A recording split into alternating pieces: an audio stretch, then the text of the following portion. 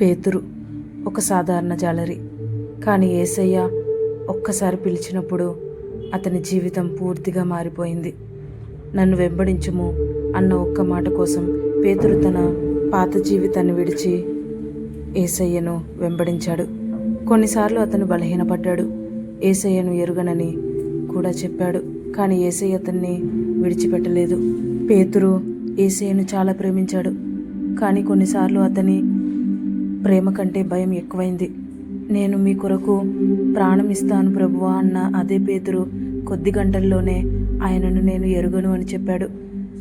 యేసయ్య అతని వైపు చూసిన ఆ చూపు పేతురు హృదయాన్ని విరిచేసింది. కానీ అక్కడితో కథ ముగియలేదు. పేతురు పడిపోయినా యేసయ్య అతని మళ్ళీ లేపాడు.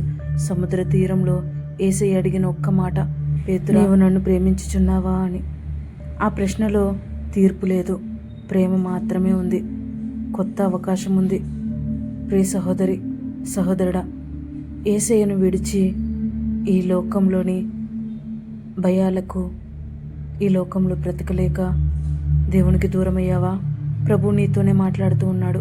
ప్రియ సహోదరి, సహోదరుడా, పేతురు యేసయ్యను 3 సార్లు ఎరుగనని అన్నాడు, కానీ యేసయ్య మాత్రం ఒక్కసారి కూడా నీవు నా వాడివి కాదా అని అనలేదు. నీవు విఫలమైన చోటే యేసయ్య నీ జీవితాన్ని మళ్ళీ ప్రారంభించగలడు.